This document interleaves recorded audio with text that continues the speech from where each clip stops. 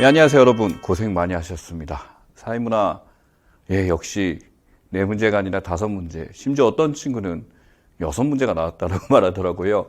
아무래도 올순의 이론 자체가 나오게 되면 우리 쪽인가 싶어서 그렇게 판단하겠지만 정치학 쪽이었죠. 그래서 잘 다루지 않고 실제로 정치학에서 많이 다루는 이론이었기에 그쪽이 있었고, 또 사회운동하고 약간 겹치는 부분이 있다 보니까 오히려 하신 친구들이 있는 것 같습니다. 문제에 대한 총평을 하자면 기본적으로 여러분들이 굉장히 익숙한 개념들이 이번에는 나왔죠. 그러니까 공부를 이제 처음 하는 친구도 그렇겠지만 이제 한 번 더 했던 친구들은 당연히 나올 거에 나왔다라는 건도 판단하실 수가 있을 것 같습니다. 하지만 어떤 작성 사항이나 이런 면에 있어서 우리가 해석을 할 때, 이건 뭐지? 새로운 유형이라고 할 수가 있겠죠. 그런 것들이 조금 걸렸던 것 같아요. 그리고, 수업 시간에 말씀을 드렸어요. 제가 건드렸게 다니엘 벨부터 시작해서 정보사회 파트가 이때까지 안 나왔었죠. 그래서 이제 한 번쯤은 나올 거고 위험사에 대해서 개념 정도 물어볼 거다. 그래서 정보사회 관련된 키워드를 정리를 해야 된다까지는 말씀드렸어요. 근데 위험사회에서 현대 위험사회, 과거 위험사회 근원까지 묻거나 나타나는 문제에 대한 대책 같은 걸 물을 줄은 저도 간과했습니다. 그래서 그건 아쉽게 생각하고 있고, 그래도 한 번쯤 위험사회에 대해서 책도 나왔고 워낙 많은 사회학 책에서는 다 담고 있는 내용이었기에 여러분들이 아마 쓰실 수는 있었을 것 같다라는 생각하시면 될 것 같아요. 이게 사실은 교과 과정에 약간 들어가 있어요. 그래서 이번에 문제들이 대부분 다 어떻게 보면은 우리가 고등학교, 중학교에서, 고등학교에서 가르친 내용들이겠죠. 대부분 다 사회문화라든지 그쪽에 보게 되면 우리가 참고 자료나 이런 쪽에 들어간 내용들이 꽤 많이 들어간 걸 볼 수가 있습니다.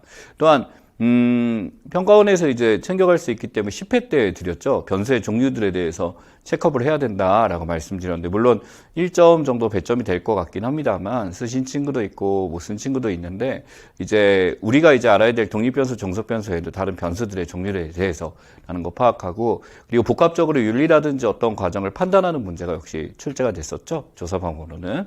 또 그리고 나머지 내용들에 대해서 신사운동이 다시 등장했었습니다. 그래서 무난하게 쓰실 수 있지 않았을까. 또한 여기에 대해서 신사운동과 구사회운동이 갖고 있는 주체라든지 목표 지향점이라든지 이런 것들에 대해서 강조했던 것들이 그대로 출제가 됐던 것 같습니다.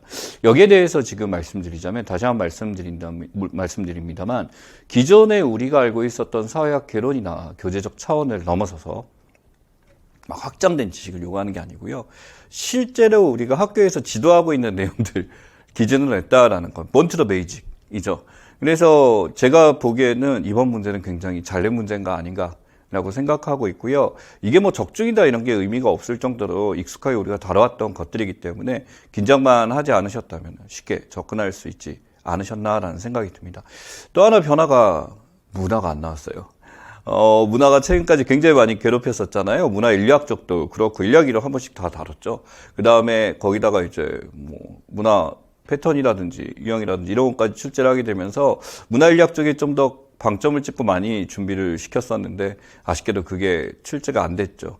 5문제 중에 문화가 출제가 되지 않았다. 이것은 좀 의아하긴 합니다만, 한 번 쉬고 그 다음에는 무조건 나온다라고 판단하셔도 될 것 같습니다. 또한 고전사회학 이론이라고 볼 수 있는데, 어떻게 보면 과거와 현재와 미래가 이렇게 이론을 다루지 않았나. 다시 출제된다면 이렇게는 아닐 것 같아요. 3명 중에 2명 정도 선택할 것 같고요. 그렇게 나오지 않을까 싶습니다. 1번 문제 보게 되면 너무나도 많이 봤었던 디르켐 그리고 머튼에 대한 이야기입니다. 디르켐 머튼에 대해서 공통점을 찾자면 기능이나 아노미에 대해서 보통 나올 수도 있겠죠. 두 가지 차는 기능제 분석 구체화했다. 사회체계 유지현상의 결합 차에서 기능과 역기능 제시됐어. 기능과 역기능에 대해서 빈칸으로 낼 수 있는 것 중에 역기능이 가능성이 있다라고 했었고, 우리가 공부했던 건 그래서 어떤 사례를 주고 여기에 대한 역기능과 기능을 유추하는 것까지 봤었죠. 또 다른 차원에서는 그러니까 저런 분류가 있고 이런 분류가 있다죠. 둘간의 차이에 대해서는 뉴멕시코 호피족 기후제 우무라고 나왔습니다. 이거요. 비 올 때 기후제 춤추는 거 이거에 대해서 있는데, 심지어 고등학교 교과서에서도 다루고 있고, 많이들 보고 있는 것 중에 하나입니다. 의무가 농사에 필요한 비를 내리게 하죠. 호피족 믿음이 있습니다. 의무의 이것 기능, 호피족이 믿고 있어요. 집합의식을 지금 가지고 있고 이들이 기대하고 있는 걸로 했어요. 현재적 기능, 현시적 기능이라고 하죠. 그래서 현재 우리가 기대하고 있는 기능에 대해서 이야기하는 거다라고 한다면, 의무가 호피족 사이에서 집단 결속을 증진하는 부수적인 효과라고 했어요. 이 부수적인 효과는 실제 이 사람들이 그 행위를 했었을 때 기대한 기능이 아닌 다른 기능으로 제시된 것이라고 하겠죠. 그래서 이 기능 같은 경우는 어떻게 되냐면, 자, 보시면은 이 보이지 않는 기능이라기보다, 프린트 취소하고, 예, 제가 지금 다루는 게 서툴러가지고, 여기 보시면은 아래쪽에 페이지업, 예, 기능에 해당한다라고 하죠. 여기서 이제 보통은 이런 기능에 대해서 한 번쯤은 설명부터 해주는데 짧게 나왔어요. 다들 쓰실 수 있을 거라고. 잠재적 기능이죠. 그래서 이 잠재적 기능이란 것은 우리가 세상에 존재하는 게 하나의 기능만 가진 것이 아니라 이것이 또 다른 효과를 주기도 한다. 예를 들어 여러분들이 공부를 시작하게 되면 예전에 뭐 알바를 했어. 알바를 하게 되면 돈 벌려고 하는 거다라고 하는데 그것 때문에 뭐 살도 빠지고 친구도 사귀고 하는 게 잠재적 기능이죠. 두 가지에 대해서 출제가 됐습니다. 자, 그 다음에 A-10번이에요. A장에서는 두 문제가 있었죠. 현대인의 일상적으로 작은 사건과 사고를 접하며 살아간다. TV, 인터넷, 현대에 대한 얘기 나왔는데 바로 위협이자 위해이다 라고 나왔어요. 그래서 현대사회에서 통제가 어려운 온갖 이것으로 가득 차 있다. 엄밀하게 이건요, 위험인데 덴저라는 게 아니라 리스크라는 거죠. 이 리스크라는 어떤 경고할 수 있는 우리가 미래에 예측할 수 있는 거고 열리백의 위험사에 대한 얘기입니다. 위험으로 가득 차 있다. 그럼에도 불구하고 현대는 그것을 그날 거부하지 못하고 감수할 수밖에 없는 상황에서 살고 있다. 지금 상황이 어땠길래 과거와는 다른 게 있었다라는 거죠. 사실은 과거에도 이런 위험에 대해서 이겨내려고 노력을 했어요. 정복하고 살려고 했는데 현대는 조금 그 위험의 성격이 다르다. 이걸 출제를 했죠. 특정 지역에 살고 있는 전 지구적 사역자 100 나왔어요. 아마 100 보자마자 위험사에 쉽게 고르셨을 겁니다. 위험사에 대한 내용, 이게 다시 또 나온다라는 것은 바로는 아닐 것 같습니다만 정리는 이번에 잘 해주셔야 될 것 같아요. 그래서 현대사회를 위험사회라고 규정했었다. 전통사회의 이것과 현대사회의 이것은, 그것은 기억을 그대로 하니까 위험은, 그리고 현대사회 위험은 파생되는 근원이 다르다라고 했어요. 무엇 때문에 위험해지는가? 어떤 상황이 위험하게 하는가라는 게 근원이죠. stem from. 그러면은 우리 과거와 현대의 차이를 보자면요. 근대화가 되고 그 다음에 우리 인간들이 중심으로 이제 무언가를 바꾸고 하기 시작하게 되면서 이 근원 자체는 바로 인위적이란 게 됩니다. 그럼 그전에는 자연적인 거죠. 이 자연적과 인위적이 가장 좋은 거. 그래서 자연에서 발생한다, 인간 때문에 발생한다. 이렇게 심플하게 쓰셔도 좋고요. 율리백이 처음에 서문에서 쓴 건 이것입니다. 문명의 발달 때문에 새로운 위험이 나타났다라고 했어요. 문명이라면 아키텍처, 문명의 발달, 문명이 있기 전과 있기 후라고 쓰셔도 맞게 할 거고 키워드로 보통 정답을 할 겁니다만 여기서 핵심은 바로 인간 때문에라는 거죠. 인간이 기여한 바 있고 인간이 개발해냈고 인간에 관한 것들로 만들어진 위험이 새로운 위험이다. 라는 거. 그래서 여기에 대해서 준비를 해야 된다죠. 그래서 과거와 같은 말은 문제인식 대역에서 쉽게 해결할 수 없다. 왜냐하면 과거에는 자연에 있었던 걸로 했었기 때문에 현대사회에서는 다르게 접근해야 되겠죠. 산업사회 발전, 이성에 대한 면, 과학기술에 대한 여기 답이 좀 있어요. 과학기술, 생산력 발전, 경제생활 기대왔던 근대성. 이 근대성이 또 원인이기도 해요. 근대성이 나타난 문명 때문에. 그래서 이러한 위기들이 나타났잖아. 위험이 제출돼 있네. 이러한 위험 전부 뭐 때문이야? 전쟁, 위험, 감시체계, 환경위기. 인간 때문이죠. 인위적인 것 때문에 됐었다라고 하고 그러면은 그 전에 있는 게 자연적이라고 해야죠. 그럼 근대성의 반성이라고 했습니다. 여러분 반성적 태도라고 했어요. 우리 사역에서는 뭘 쓰냐면 성찰이라는 단어를 쓰죠. 성찰적 현대성, 성찰적 근대성이라고 부르고요. 그래서 이거는 율리백과 이제 기든스가 같이 연구를 하게 되면서 만든 것 중에 하나고 율리백 역시 이 성찰적 현대성에 대해서 굉장히 강조를 했었고 실제로 이 성찰적 현대성이 어떤 것이냐라는 것까지 논의를 했었습니다. 그래서 반드시 나중에 정리를 하셔야 돼요.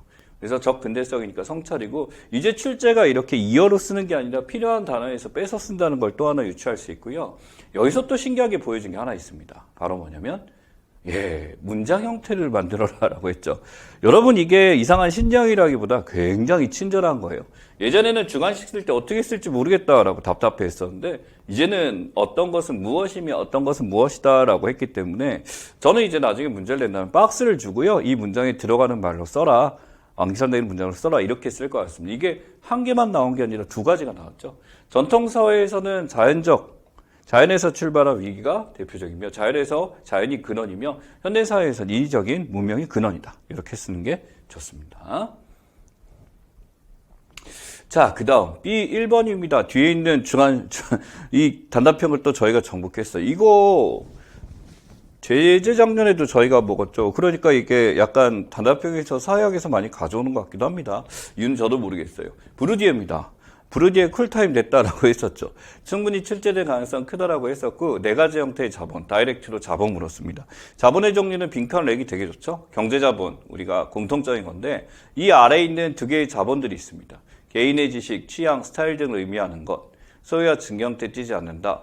경제활동과 다양한 형식으로 돼서 전환될 수 있다. 맥락에서 효과된다. 사회화 등을 통해 상속받은 재산. 바로 뭐냐면 사회화 등을 통해서 상속받은 재산 같다라는 거 출제를 했었어요. 이 지문 기출에 있었죠. 바로 아비투스에 대한 지문 나왔습니다. 이 아비투스가 뭐에 의해서? 문화자본에 의해서 이루어진다라는 거죠. 또 친구나 여타 다른 관계로 된 인적 네트워크, 이것도 출제했죠. 치대던가 냈어요.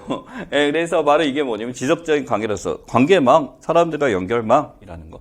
네트워크에 대한 이야기. 마지막으로 상징자본 막 저한테 많이 물어보시는 분 있는데, 이 상징자본에 대해서는 사회적 지위 개념도 의신이다 이렇게 얘기를 했었습니다. 출제 가능성 낮다고 했는데 이렇게 넷째로 달아주셨네요. 다음번에 본다면 이 문화자본에 대해서 구체적인 예시를 들 수 있어야 되고, 그 다음에 아비투스와 같이 연관해서 보실 수 있어야 됩니다. 자, 그 다음 B-9번. 자, 조사 방법론 문제 또 나왔어요. 말씀드린 대로 어떤 실험법이나 사례를 갖고 판단하는 문제, 평가하는 문제, 그 다음에 그 안에 개념을 묻는 문제도 출제가 됐어요. 고등학생들.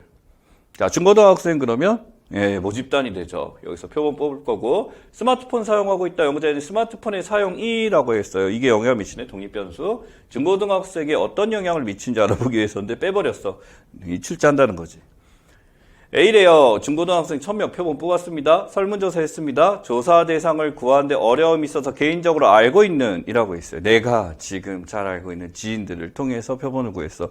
내가 지금 편안하게 연락해서 구할 수 있는 걸로 했어. 또는 우리 학교에 있는 학급 학생이 있어. 이거를 컨베니언스, 편의 추출이라고 하죠.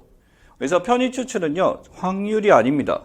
1000명 중에서 여기서 해갖고 뽑았다라고 할지라도 이건 무작위가 아니라 내가 알고 있는 학생들을 골라서 한 거기 때문에 내가 구하기 쉬운 표본 골랐다. 이것을 편의 추출이라고 부릅니다. 비확률 추출이기 때문에 당연히 여기서 이 모집단을 대표하는 표본이라고 볼 수 없다지. 왜냐하면 편의 추출은 비확률 때문에 인간의 가치가 개입된 거고 들어간 거니까.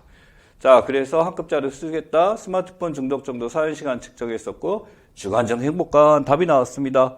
바로 종속변수 나와 있죠. 6문항으로 측정했었다. 예. 지금 보니까 이 정도하고 이거 보니까 개념의 조작적 정의는 문제가 없었네. 이전에 나왔으니까 안 되는 거고, 다른 변수의 영향을 배제하기 위한 이 변수로. 자, 앞에 답이 나와 있어요. 사용의 관계를 영향을 미치는 다른 분수의 영향을 배제해요. 영향이 배제가 아니라 영향, 뒤에 있는 종속변수와 독립변수 사이에 종속과 독립의 또 다른 역할하면 매개변수라고 하고요. 여기에 영향을 주는 변수 하게 되면 외생변수라고 하고요. 영향을 배제하게 한 변수는 통제변수죠.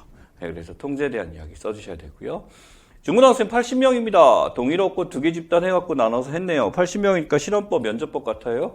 한 집단에 한 달 동안 스마트폰을 하루 18시 게임이나 영상 시청 앱을 사용하도록 하고, 서로 사용하지 못하도록 하였다.